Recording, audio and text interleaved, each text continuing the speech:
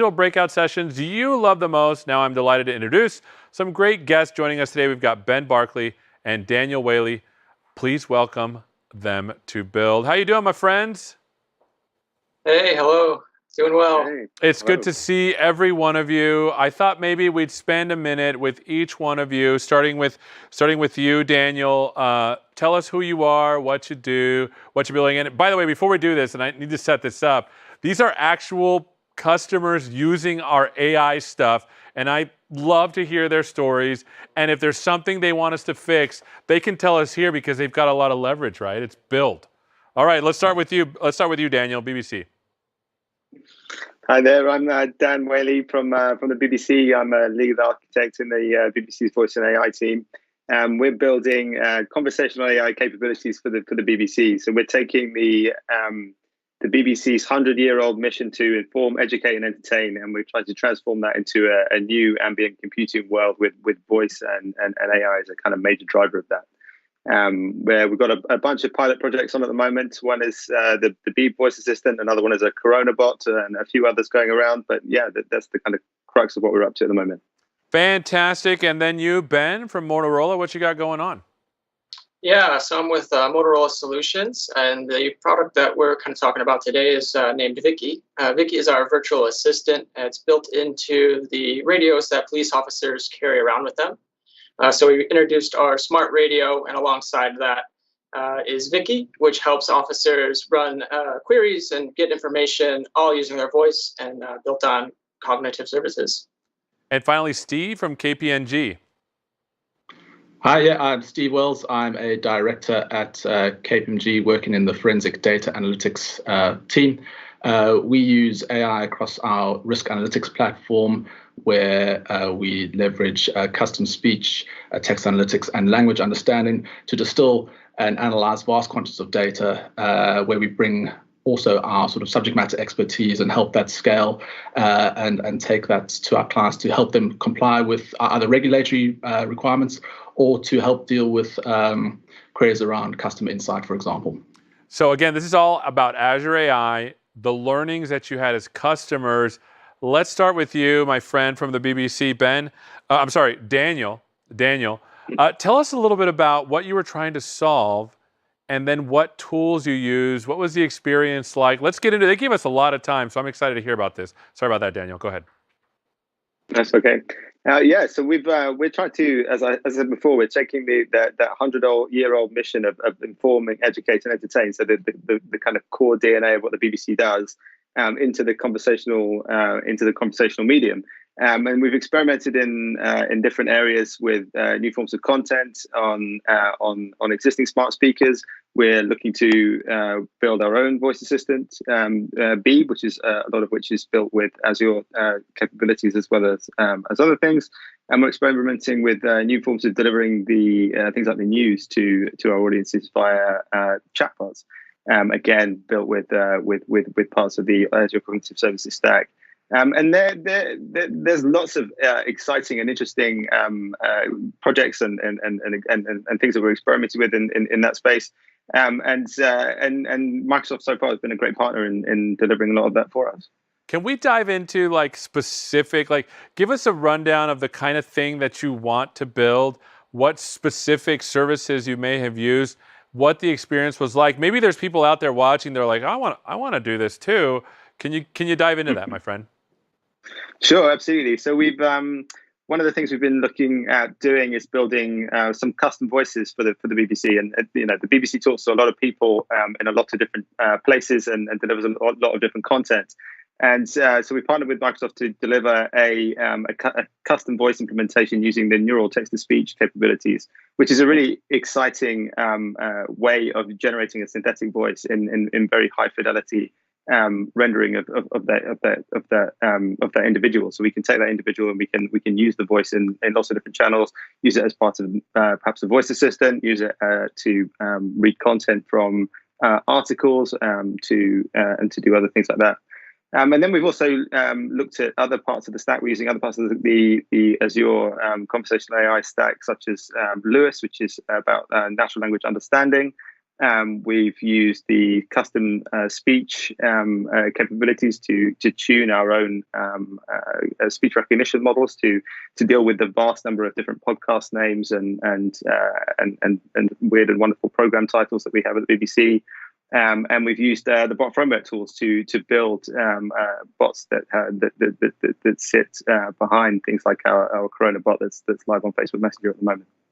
So I'll be honest with you. Whenever I travel out of town, like out of the United States, I always put on BBC News. I'm being straight with you. I love watching it. Tell us a little bit about why neural text to speech is so important for you all, especially when you have a distribution that's so wide. Number one, number two, how do you use it? What is it for people that don't know? So neural text to speech is a kind of new way of generating synthetic voices. So there's synthetic voices is kind of taking my voice and then building or somebody's voice and building a digital copy of that and using it in a different domain. And a neural voice uses a neural network as the kind of main encoding mechanism and for the audio. And it produces a much more high fidelity voice than lots of the traditional means. And that's really exciting to us because it gives us a lot of creative potential for using these voices. So we can do things like have a standard tone of voice that we might use for delivering kind of most normal content. But we can also have that voice do stuff in an excited tone or potentially in a more serious or somber tone. So you can think about us using a voice like that for reading the news, and certain things might need to be delivered in a very careful and somber tone, and some things might be delivered in a very excited and happy tone, depending on what the kind of news content is. We might want to then create other custom voices for other purposes, and there's lots of really exciting creative outlets for using that kind of thing. There are a bunch of potential pitfalls in doing that too. So we've kind of been thinking carefully about the responsible way that you deliver a voice in that sense, because if you think about a voice that is very high fidelity copy of somebody, and you can make that voice say anything you like, that there is quite a number of ethical issues to deal with in that space as well. Yeah, and that was the next question that I was going to ask you. What challenges did you come up with in using like neural text to speech as well as Lewis.ai when you were building these things that you were building? So building a voice takes a lot of data, like any other kind of machine learning problem. But the editorial team spent a lot of time first selecting the voice talent, then spending time recording the talent in the studio, speaking lots of different lines, getting good coverage of phonetic coverage of the different types of things that the person is saying. And then working with you guys to build the models for the voice, and then tune that and make sure that it's fully representing the way that people speak in the UK, and that there aren't any kind of underlying American tones coming out of the model, or actually that if the voice is supposed to sound like have a Northern English accent, that it says all the words in the appropriate way to sound that way. So there's a lot of work that goes into tuning the voice, which is really labor intensive, but lots of fun as well. And then there's a number of kind of those responsible AI type issues as well. So thinking about how you talk to the voice talent and make them aware of what you're going to do with that voice, and make them comfortable with the process and what you're going to undertake with their voice. And I just realized, like, you could be in London on one side and then go to the other side of London and they speak completely differently. I mean, we do have a lot of accents. Yeah. Do you have to tune this voice to produce these kinds of actual like speech? So for the neural synthetic voice, which is the voice that speaks back to you, then we're copying just one individual, but it needs to have a good range of capabilities. So it has to have one person's accent. On the other side of that, on the speech recognition side of that, we need the speech recognition to work well for those huge wide range of UK accents that you've just been describing.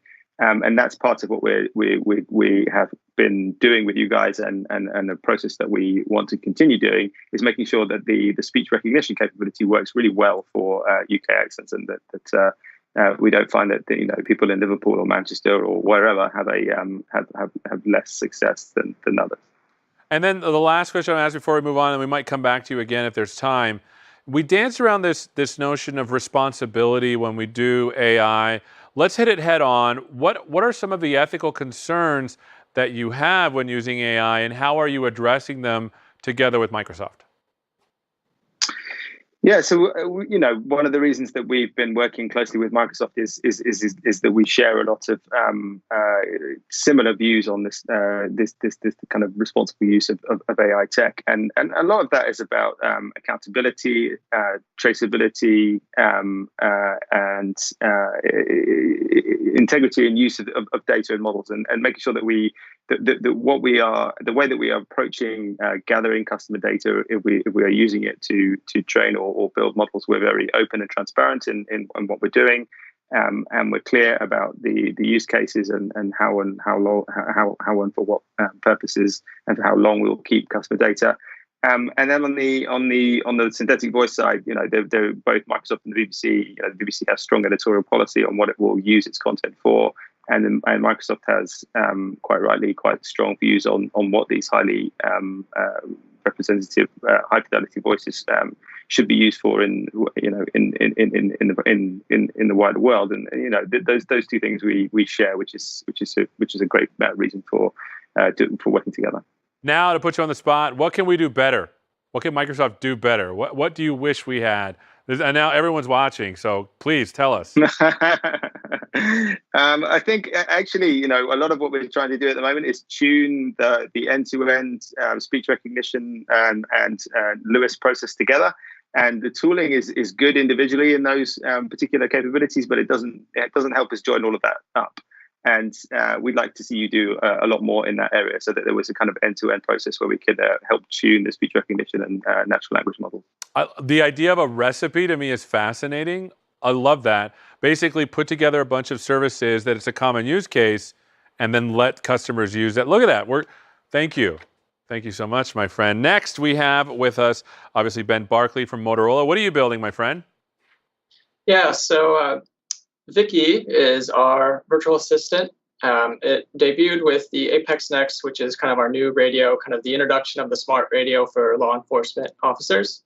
Right now, we're really focused on bringing information to officers kind of in the palm of their hand, hooked up to their shoulder, through the radio, through voice. Our biggest mission here is how do we use voice, kind of tap into how well-trained officers are in using their voice and communicating today, to further enable them with the information that they need every day, specifically when they're approaching a new situation, such as a traffic stop, or they find someone on the street doing something suspicious.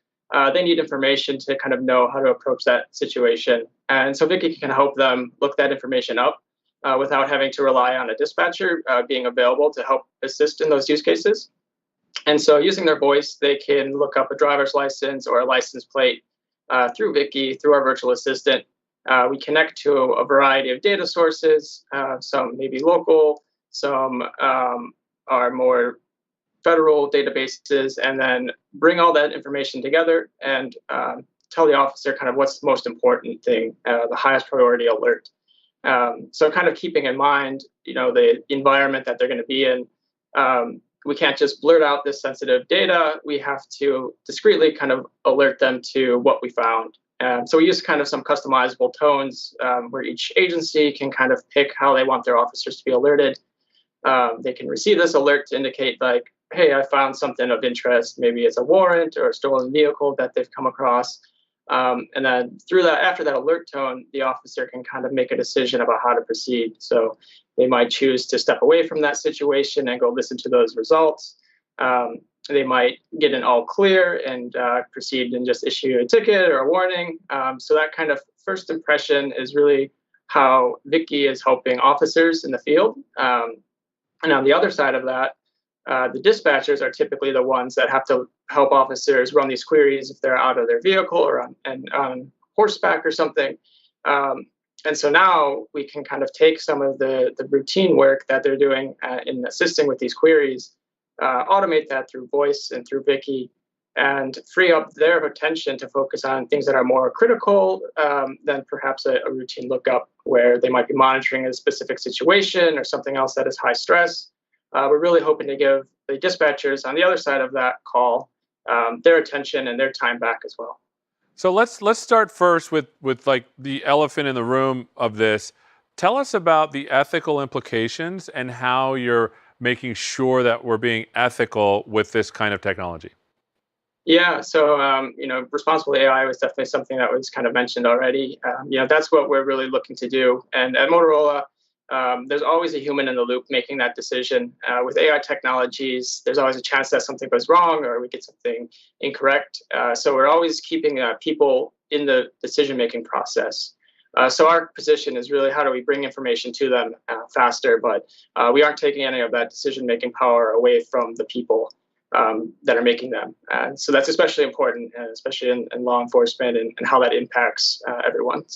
So if I'm understanding correctly, then Vicky's primary job is to just give information that's available to the officer as they're responding to something, and it's not making a decision about who they should arrest or why. Yeah, that's correct. So there's always a kind of confirmation of the information that we've looked up. So once we understand what the officer has asked us, such as, hey, let's run a license plate Alpha Bravo Charlie 123. That might be license plate ABC 123. We'll ask the officer to confirm that information with us before we actually run that query.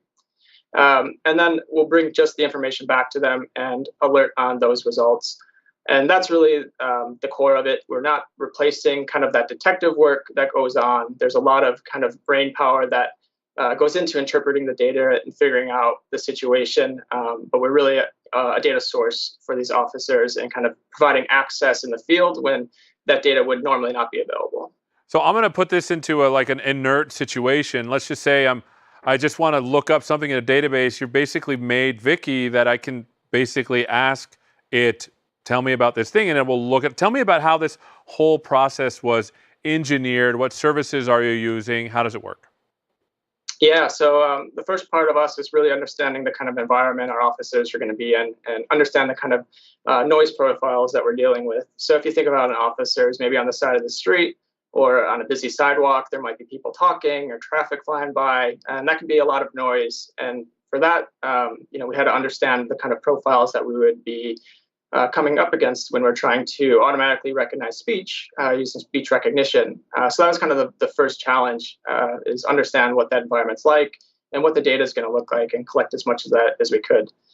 So once we had some of those samples of different noise that was going to be involved in the kind of use case here, as well as the kind of ways that officers ask for this information. So I kind of mentioned that they use maybe a NATO phonetic instead of just talking normally.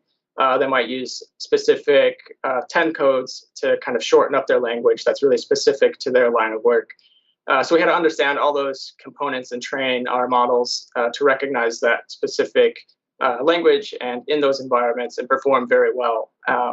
The radios are really considered a piece of critical technology for our officers. And so when you put an assistant alongside that, there's an expectation that it works and that it can recognize what you say, even in a very challenging environment. So for us, we really use a lot of the kind of speech training capabilities through even just the speech portal to overcome some of those accuracy challenges. And the second one is really latency. Officers can't be sitting around waiting for information to come in.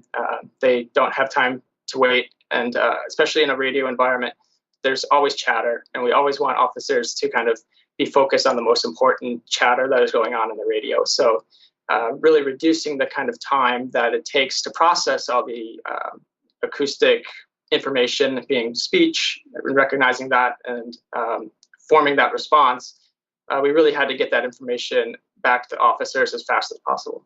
So I'm trying to understand, how did you hook in to the radios to send like wave files, which is literally just a stream of numbers, into an AI that later sends it back as a voice, right? That's basically what it's doing. How did you do this? Yeah, exactly. So those were the speech services and the bot framework and Lewis to do all the kind of natural language processing. So once we had the speech to text trained, we were able to use all of these audio files that came in through the radio, and there was kind of a wide variety there. turned that into text. That text was processed by Lewis, which gave us kind of that intent of what information that we wanted to look up. Also gave us the specific entities, what are the license plate numbers maybe that we have to look up.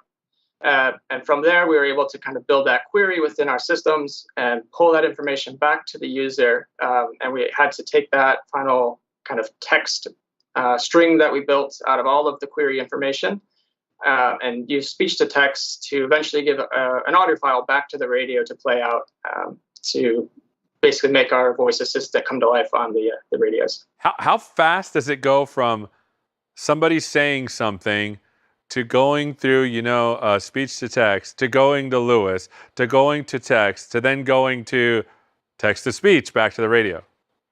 Yeah, it all happens within a matter of seconds. Every second counts in terms of radio chatter, especially when officers have other radio chatter going on where they want to listen to what's happening on, because it's kind of a shared audio environment where police officers are talking to other police officers and only one can talk at a time. So for us, it's a matter of seconds where this whole process end-to-end happens. That's pretty amazing. What challenges did you come up with? What can we do better? Yeah, certainly. So I think those two challenges, very difficult noise environments. We really pushed the technology to kind of the edge of what it was capable of. That was kind of our first priority of building this assistant to keep that expectation of I talk to it, it hears me, it understands, it's got to work. And then latency, that was the second challenge. That was, how do we reduce that time so that we aren't taking officers away from their normal radio chatter, which is very important to their work. And we really kind of pushed all of the services from both those two performance aspects to the edge of what they're capable of. That's awesome. All right. Feedback for us. Oh, yes. So for us, we have a lot of knobs that we want to turn. I think for us, we want to get into the tools. We really got a great start with the bot framework and the services that were built in. And then kind of now we're ready to get into the nitty gritty and fine tune things. Love it. Thank you so much. And now last but not least, Steve Wells from KPMG. What are you working on, my friend? So we work on a platform we call our risk analytics services or platform. And really what that enables us to do or what that does for us is it delivers service to our clients that enable them to surface business risks that are pertinent or relevant to them. So to do that, we look at a lot of communications data, voice. In this context, we're talking around, there's a lot of voice analytics. And traditionally, this has been done by sort of an army of analysts that have been sitting in rooms just looking and listening to a lot of audio files and making decisions on them. And really what we've been bringing to the table is more sort of AI capabilities and language understanding, so leveraging speech analytics as well as Lewis, so we can bring some understanding and meaning to that data and start surfacing real risks far more quickly than perhaps that happens today. So for those that aren't in the risk business, can you give us like an example, like obviously not with real people, not with real companies, but maybe Acme is wanting to assess risk for foo. Can you tell me the kind of data that they would have and then what your solution actually does? Yeah, certainly. So typically in our environment, so risks are manifest in a different way. So there's kind of employee risk or customer risk, for example. But if we take for some of the work that we do in a trading environment, one trader should not be distilling or staying sort of inside information to someone who works at a competitor, for example. So those are kind of the risks that start manifesting in these kind of environments. And traditionally, you've kind of found those through luck almost, whereas now you can bring some quality analytics to the table. So is this like audio files, text files? I mean, is it everything? So a number of things. We primarily focus on sort of all communications. Data of voice is a big part of that, or email communications and and also in the customer sort of risk space where companies are trying to gain insights into their customer population, for example, if they are complaining about specific sales or service or products, they often have social media feedback forms as well. So we really focus on those three forms of data: voice, emails, and social media inputs. So these inputs are not what I would call structured. How do you actually use the services to bring structure or life or understanding to risks with what you've got? Yeah, I think the fact that this data isn't structured is certainly one of the key challenges, and I think why historically this has been quite a problematic area for people to deal with, especially if you look at voice calls, for example. I mean, you have voice calls. If you're looking from a customer perspective, your calls may last 10 minutes, and what you state in the sort of first 5 minutes of the call, it may be very, very different to what you are talking about in the next 5 minutes. So I think how we bring structure is by bringing some of the services that Azure brings to the table, and an example of that is with custom speech. We can pull out precisely what has been said and when, and then when you start overlaying things like Lewis or language understanding, you can start pulling out some relevant facts about that particular call. So that might be whether, in an example of the trader, is they state inside information, or in the customer example, how happy they are with your agent and how well your agent has dealt with that call. So let's talk a little bit about responsibility when doing these kinds of things, because when it comes to like assessing risk, I mean, if you assess wrong and maybe disadvantage a certain group or race or gender, that's not responsible. How is KPMG being responsible with this? So that's a great question. I think what I've heard also from the other two panelists is that there is a human element to all we do. So we're not saying here's a technology service that is solving all your problems. For us, it's really about bringing the human understanding, the human capability, that deep subject matter expertise, and supplementing that with the AI capability and being able to scale that capability. It's really about bringing both together, and an analyst or a person is always making the final decision. So it's about bringing relevant information to the analyst and empowering them to make the right decision rather than the technology dictating the decision. And I love this because I've seen this from all three of the panelists today, that you're using this as a methodology to inform as opposed to make decisions. And this is for all three of you that have done that. All right, so any feedback you have from the stuff that you've used from us? So the feedback, I think, firstly, is that firstly we actually work with a great bunch of people from Microsoft. So I mean, thanks for all the work you do and input you give to us. I think some of the feedback, we are often looking to deal with kind of new areas of the services, sort of like language identification, et cetera, and being able to sort of have those as almost turnkey solutions would be great. And I think sometimes there's the services that we'd like to go faster with, but they're not quite there. So it's definitely a journey, and we obviously look forward to the close collaboration we enjoyed today. Obviously, we love the push as well. We had a question come in from one of the people viewing about language.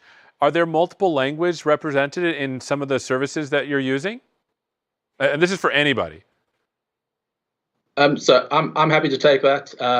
Yes, we deal with multiple languages, different dialects. And that's a key challenge, but also the Azure services empower us to be able to do that and be able to train the models to deal with all the different languages incredibly well. What about some of you other folks? Are any other languages that you're using? Yeah, so we at the moment we're focusing on in the UK on UK English, but we are definitely, being a BBC and a global broadcaster, interested in lots of other languages. We also have other languages in the UK that we are interested in looking at too. So that, there's a big focus on that, and one of the reasons that the Azure stack is useful to us is that there is a wide range of language support in available. Yeah, I mean, and people don't realize that in the UK, there's multiple languages still actively being spoken, like Welsh, for example, which is not English at all. I heard someone speak Welsh once, and I was like, this is not English. Not English. Yeah, which is pretty cool. And then Ben, to you, other languages represented in your solution? So today, Vicky is being rolled out kind of across the U.S. So we're primarily focusing on English. However, there are lots of languages spoken in the U.S., so that is something that we are looking into. And Motorola is a global company, so where we can find opportunities to bring Vicky to new places, the localization and the new language support there is definitely a factor. So that will be happening. Well, this has been really fun seeing. So look, I get to work with the people that make these things, but I never get to see. I'm the king of demoware. Let's just be honest with everybody. I make demos, but to see this actually being used in real life to actually impact the lives of people, to me, is very heartening. Thank you so much for participating today, my friends. All right, thank you very much. All right, thank you to our panel for their insights. If you're itching to learn more about Azure AI and the information shared today, head over to Microsoft Learn. Now back to Christina Warren from our studio to your home studio. Christina, take it away.